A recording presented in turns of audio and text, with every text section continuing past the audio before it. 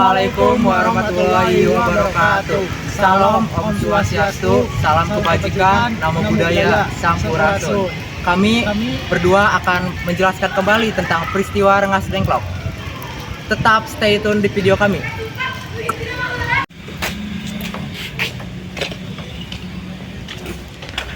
Pal, apa sih peristiwa Rengas Dengklok itu?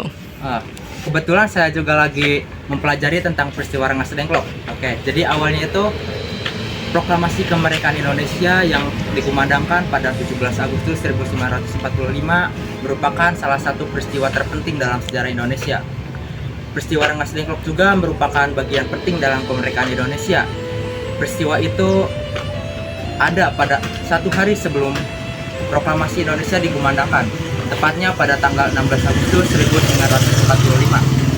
Pada tanggal 14 Agustus 1945, Sultan Syahrir mendengar kabar dari radio bahwa Jepang telah mengundurkan diri atau telah menyerah kepada Sekutu dalam Perang Asia Pasifik. Mendengar kabar tersebut, Sultan Syahrir bergegas untuk menemui Insinyur Soekarno dan Muhammad Hatta. Pada saat itu, Insinyur Soekarno dan Muhammad Hatta baru saja pulang dari Dalat Vietnam usai menemui ketua militer tertinggi Jepang, yaitu Terauchi menjanjikan kemerdekaan kepada Indonesia. Silang pendapat pun terjadi antara tiga tokoh bangsa. Sultan Syahrir meminta agar kemerdekaan Indonesia segera dideklarasikan. Namun Soekarno-Hatta yang belum yakin berita tentang kekalahan Jepang memilih menunggu kepastian dan menanti janji dari Daitipon. Soekarno-Hatta menginginkan kemerdekaan melalui PPKI. Para pemuda khawatir akan kemerdekaan yang hasil dari perjuangan jerih payah bangsa Indonesia seolah-olah hasil dari pemberian Jepang. Mereka pun kemudian mengadakan rapat pada tanggal 15 Agustus 1945 yang dihadiri oleh Khairul Saleh, Johan Nur, Kusnandar Subadio, Mariono, Wikana, dan Alamsyah. Hasil rapat tersebut adalah ingin kemerdekaan Indonesia sesegera mungkin, dan mereka ingin menyampaikan hasil rapat tersebut kepada Soekarno dan Hatta di kediamannya. Perdebatan pun terjadi lagi antara golongan muda dan golongan tua, di mana golongan muda ingin sesegera mungkin untuk memproklamasikan kemerdekaan, dan di mana golongan tua ingin menunggu diberi oleh Jepang. Adanya perbedaan tersebut mengakibatkan adanya penculikan yang dilakukan oleh golongan muda kepada Insinyur Soekarno dan Muhammad Hatta. Penculikan tersebut terjadi di Rengas Dengklok, yang dimana menurut para pemuda tempat itu adalah tempat yang aman. Akhirnya Soekarno dan Hatta bersedia menyatakan kemerdekaan setelah kembali ke Jakarta pada tanggal 18 Agustus 1945 yang seharusnya diadakan pertemuan PPKI, namun mereka tidak ada di tempat.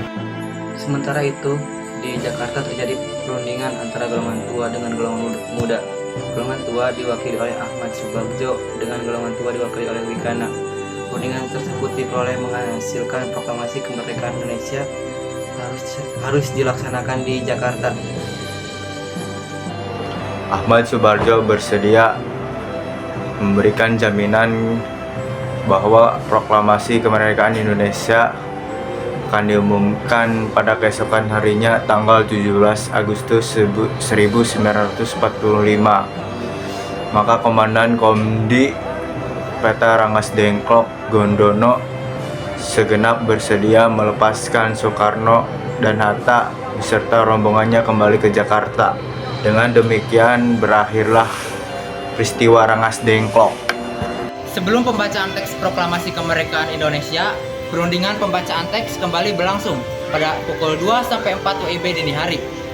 Tanggal 17 Agustus 1945, kemudian pada pukul 10 WIB, Teks proklamasi pun dibacakan di kediaman Soekarno, Jalan Pegangsaan Timur nomor 56. Peristiwa Rengas Dengklok pun selalu dikenang sebelum perayaan kemerdekaan. Sekian dari kami, wabillahi taufiq wal hidayah. Wassalamualaikum warahmatullahi wabarakatuh.